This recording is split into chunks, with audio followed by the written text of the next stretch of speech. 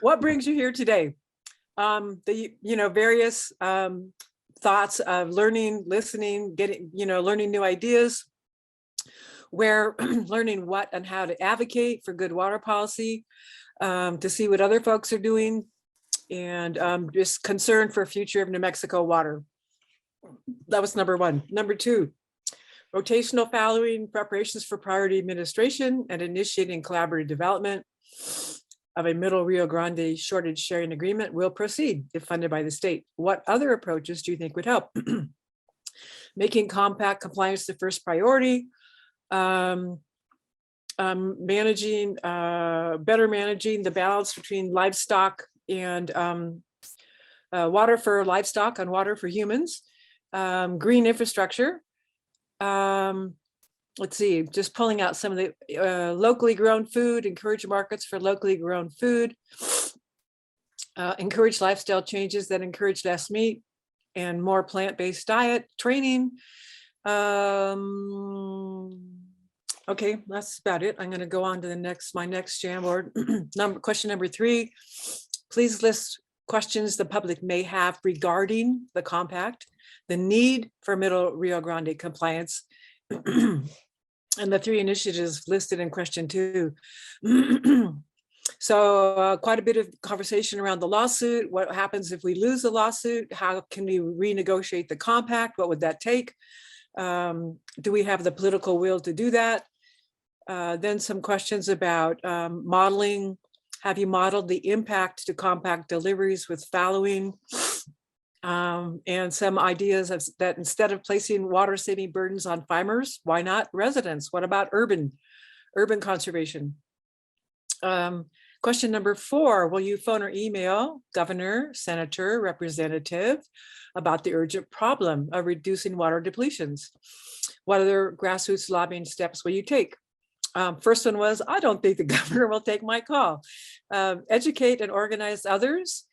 Being part of a well-organized organization is a force multiplier. A Santa Fe County, so I chair a Santa Fe County registered organization and work with others. I will send out educational materials and sample letters to elected representatives. Okay, that was a duplicate there. That's it. That's us. Those are all 4 questions. Anybody who thinks I didn't accurately state or represent what your sticky said, please don't hesitate to speak up.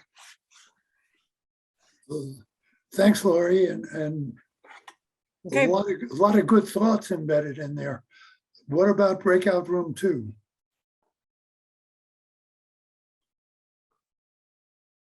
Nobody in breakout room 2? Yeah, he's muted.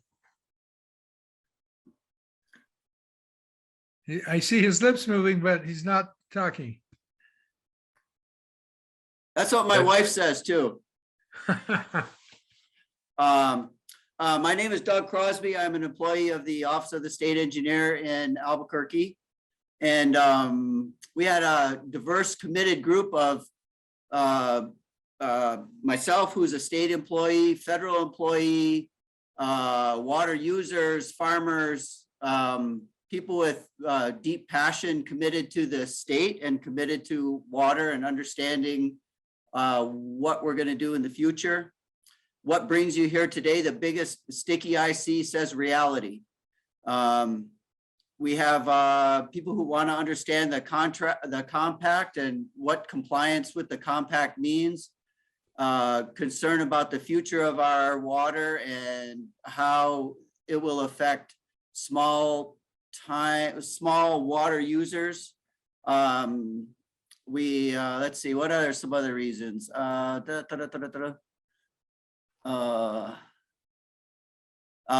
recognize that the compact is complex, but we still want to persevere and understand what it is so that we can move forward.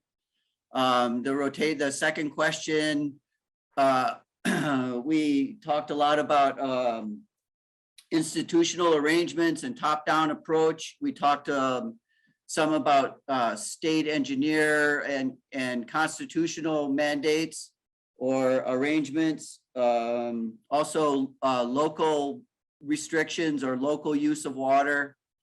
We talked about beneficial use. We talked about deep water.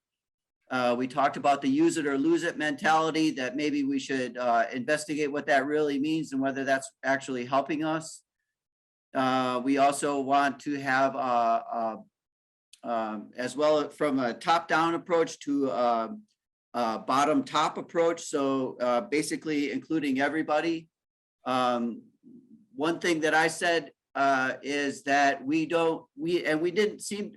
were kind of all over the board, and we don't want to discount anybody's ideas because we're moving into uncharted territory. What we've been doing isn't working, and it's certainly not going to work in the future. So we've got to be able to listen to everybody and entertain any possible solutions or any pieces of any solutions that collectively we may be able to get to a better place for the future. Reward ag users for water conservation and infrastructure improvements. Delineation and moratorium of development in the Greenbelt. I've heard someone in the state engineer's office suggest that maybe we should phase out declarations of pre-1907 water rights. If people haven't already declared their water right, then maybe it's not that important to them.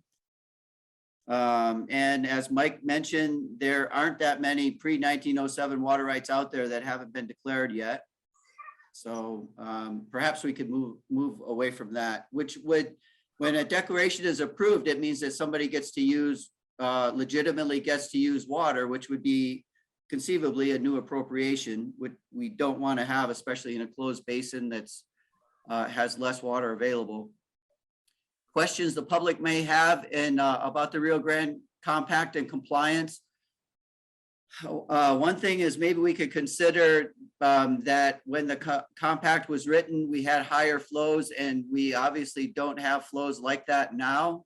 As a matter of fact, they're probably extreme in the other way, and possibly going to get worse. And so what would it really take to renegotiate or realign the compact with flows that are more reasonable and current?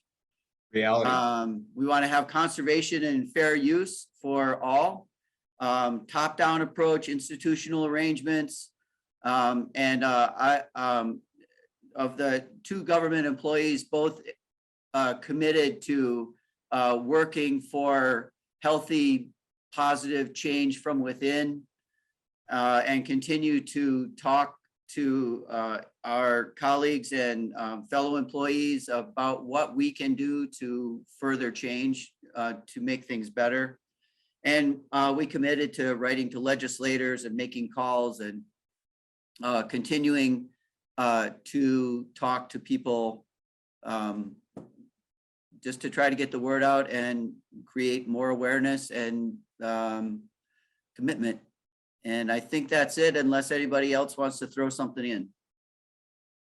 Thanks, Doug. Okay, well, now let's go to breakout room 3.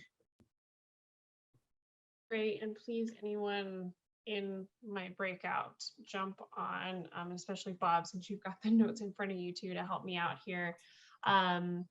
We had a really awesome bunch of folks. Thank you so much for all of your time and all the wisdom you shared. A lot of, I think, people, everyone just shared that they were there. A lot of compact nerds wanting to just learn more from each other. And I think that was definitely, that's definitely what happened. In terms of question 2 around, sort of what are approaches you think could help, conveyance improvements were definitely talked about. Stormwater capture and reuse was also part of the discussion in green stormwater infrastructure, especially in urban areas. Also a proposal for developing a water budget model that includes water rights, and sort of allows all entities to sort of see data real time to make adjustments was also suggested. I definitely feel as though our group spent a lot of time actually on 3, and the big theme was really around the need for public education and really like public activation. So how to help the public learn more about what's going on in all of the agencies as well as all of the organizations, what discussions are happening, how can they get involved, how can they learn more about seemingly complex issues that may feel very far removed from them. I think, you know, some of the questions too that came up was around, you know, how do we educate people who may be newer to this area, and especially as we're looking at developments around the historical context of this area and the users and how those are often not considered in a lot of these discussions. So how do we really center equity in those discussions, and who is taking the burden of when we're in a shortage year? You know, other good ones were just general questions like, what's going to happen to me? What's my role? What can I do? So once again, it all circles back to that public education and activation. So in terms of actions that people will take, really back again, a lot of people, and they were already doing that right in our breakout room, the education piece. Also, you know, how can we learn from other states and constituencies? So what are ways that we can connect with other groups across the nation that are dealing with these issues? One really awesome, in addition to people talking about phoning and emailing state electeds, you know, can we get the governor to declare March 22nd World Water Day to really make that more present in sort of the everyday public's eyes? Listening sessions, really looking at how to frame the problem. And also we talked about, you know, how do we share the positive that's going on in addition to pressing the public to sort of get involved as we face this urgent matter. So that's kind of it for me, I think, but anyone jump in if I missed something. Good. Now number 4. Yeah, hi everyone. This is Emma Kelly here from Reclamation. I was the group number 4's facilitator. I want to thank my group members. We had a really, really robust conversation. So thank you, Carl, Paul, Meryl's, Diane, other Carl, other Paul, Robert, Mary, and Teresa. I really enjoyed our time together. So I think kind of the thing that brought all of us to the table was concern about our water future and the ability for our families and future generations to be able to live in the state, and really a curiosity to learn about the issues that we're facing. Some ideas that our group kind of came up with to supplement the ideas proposed by the advocates to help with compact compliance. We talked a lot about education that's needed to help, education and funding to help our agriculture community modernize and adapt to having less water. We, you know, talked about kind of the pros and cons of priority administration and, you know, whether or not that is the right path for New Mexico moving forward, but definitely prioritizing compact compliance within that. And yeah, a real need to also have solid data and solid and accessible data to understand kind of the water conditions for the year. Some questions that our group had about the compact and its compliance, and some ideas to be more compliant with the compact were really wide and varied, and I'm eager for the water advocates to look at our Jamboard, because I think that there's a lot that we don't know. You know, how hard is it to reopen the compact? What are the risks with that? What's the likelihood? You know, why was New Mexico's allocation capped? You know, and then just really kind of more broad questions. How do we get our political leaders to care about these issues? Could we use the Acequia model to divvy up water equally on any given year?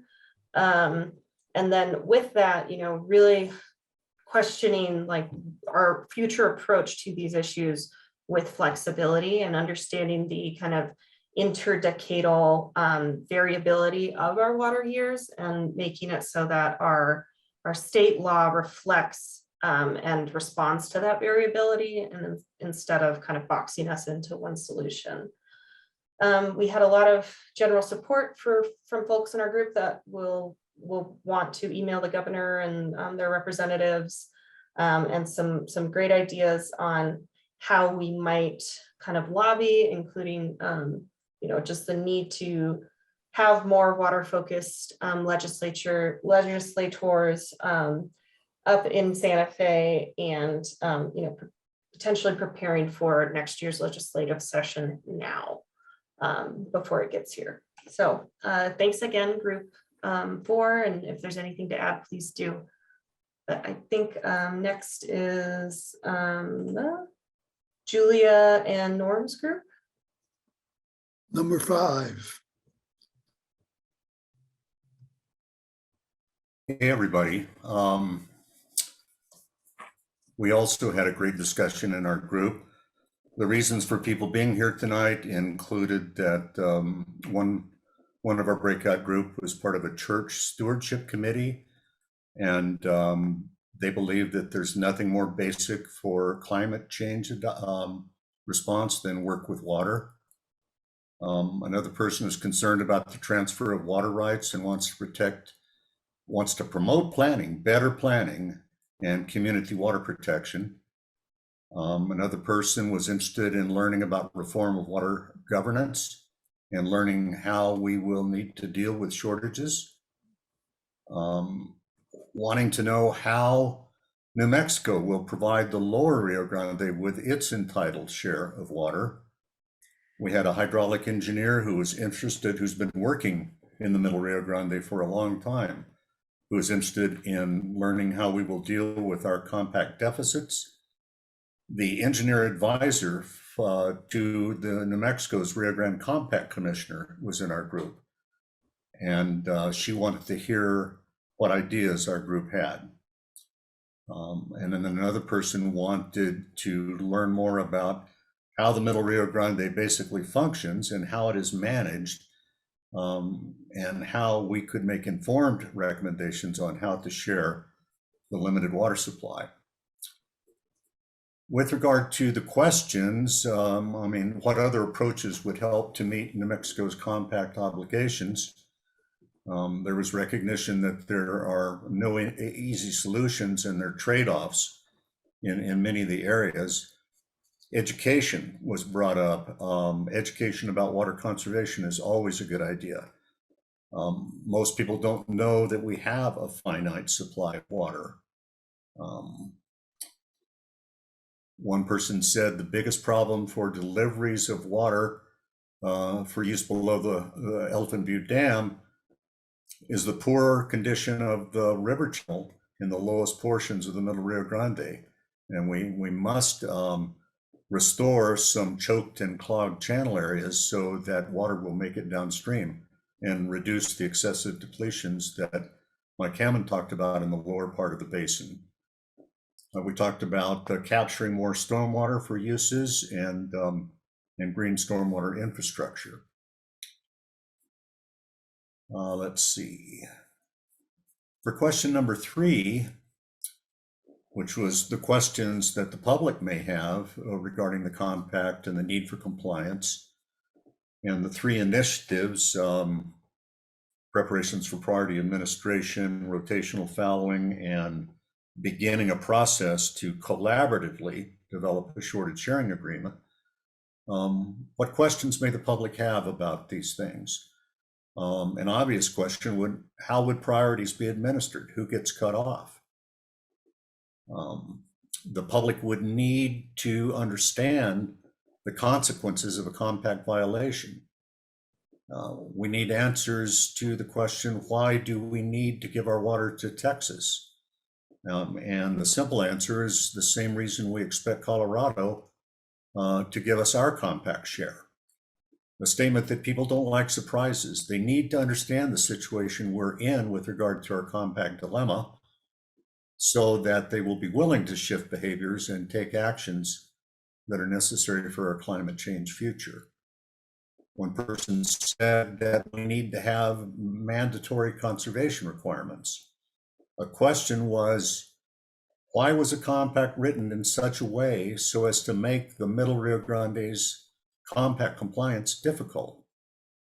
Big question. Why have our elected officials ignored the water situation? Why do economic development's interests deny we have a water overuse problem?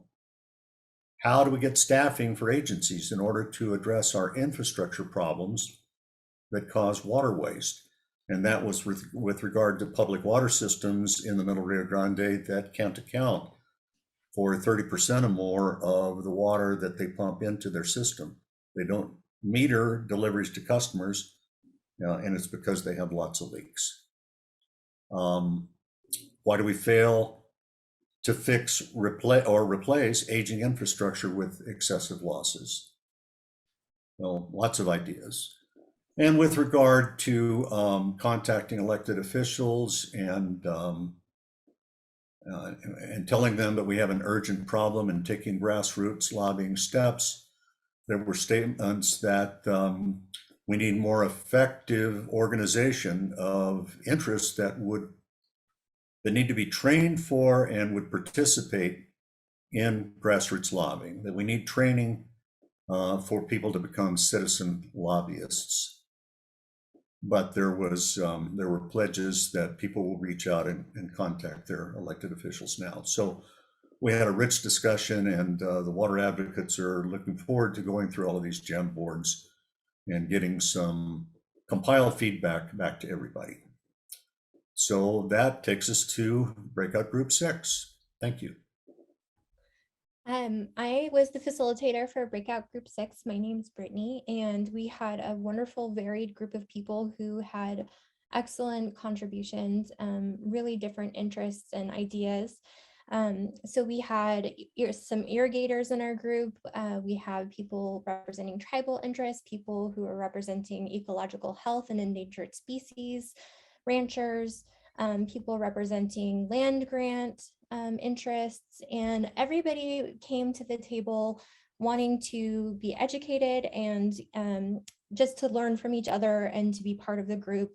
I think this conference has been excellent in bringing people to the table.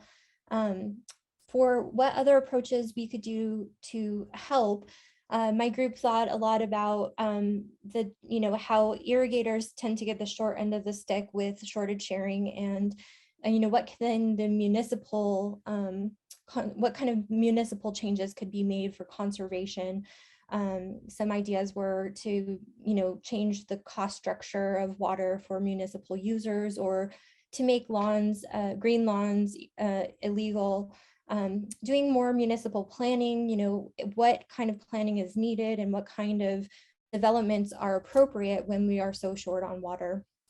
We talked about cleaning up some of the administrative issues with water. We talked about infrastructure and making sure our infrastructure is up to date so we don't have seepage issues happening. We talked about potential adjudication of the Middle Rio Grande to eliminate some of the water rights that haven't been used in a very long time or no longer being beneficially used. And then as cracking down on illegal irrigators, people who put some pumps into acequias and take water, or people who are taking water when they're not supposed to be before the season starts or after the season has ended. So those are some of the ideas for other approaches that could help. And then other than the 3 initiatives listed, some of the questions or ideas we had, a lot of it focused on education, but not just education of the public, but education of our legislators and education of people who could enforce water law, judges and law enforcement people.